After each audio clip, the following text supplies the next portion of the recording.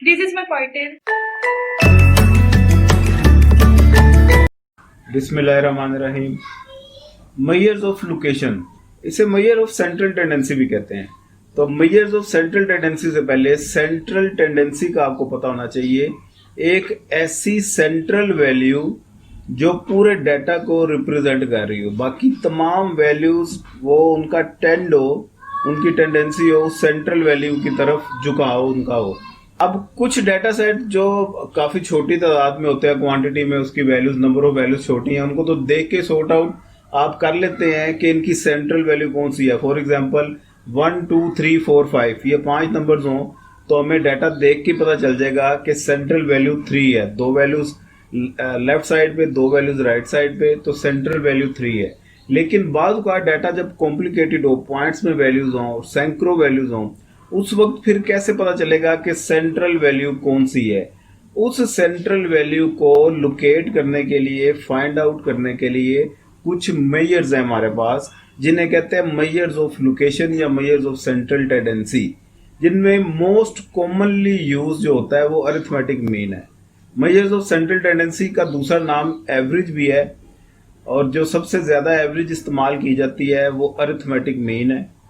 इसके अलावा इसकी कुछ और टाइप्स हैं, जैसे ज्योमेट्रिक मीन है, हार्मोनिक मीन है, मीडियन, मोड, वेटेड मीन, ये तमाम टाइप्स हैं सेंट्रल टेंडेंसी की।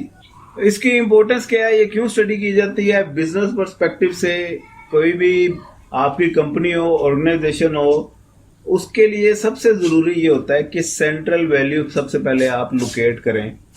उस सेंट्रल वैल्यू के गिर्द आपका तमाम डाटा डेविएट कर रहा हो, इससे आपको अपनी एवरेज परफॉर्मेंस का पता चल जाता है।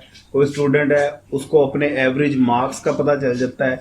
एग्जाम्स में भी एवरेज 40%, 33% मार्क्स होने चाहिए, फिर बच्चा पास है। तो एवरेज उसके लिए भी बहुत ज़रूरी है। आपके जितनी भी कॉमर्स की इंडस्ट्रीज हैं उस पर आपकी एवरेज सेल कितनी है, एवरेज प्रॉफिट कितना हो रहा है, लॉस कितना हो रहा है, एवरेज कस्टमर उनके पास कितने आ रहे हैं, मेल ज़्यादा हैं, फीमेल ज़्यादा हैं, ये तमाम के लिए आपको एवरेज निकालनी पड़ती है। तो एवरेज की, फॉर एग्जांपल अगर क्रिकेट भी आप देख रहे हो तो जैसे ही कोई नया प्लेयर क्रीज पे आता है तो उसकी डिटेल लिखी आती है, उसका नाम, उसने टोटल कितने मैच खेले, हाईएस्ट स्कोर उसका कितना है और एवरेज स्कोर उसका कितना है।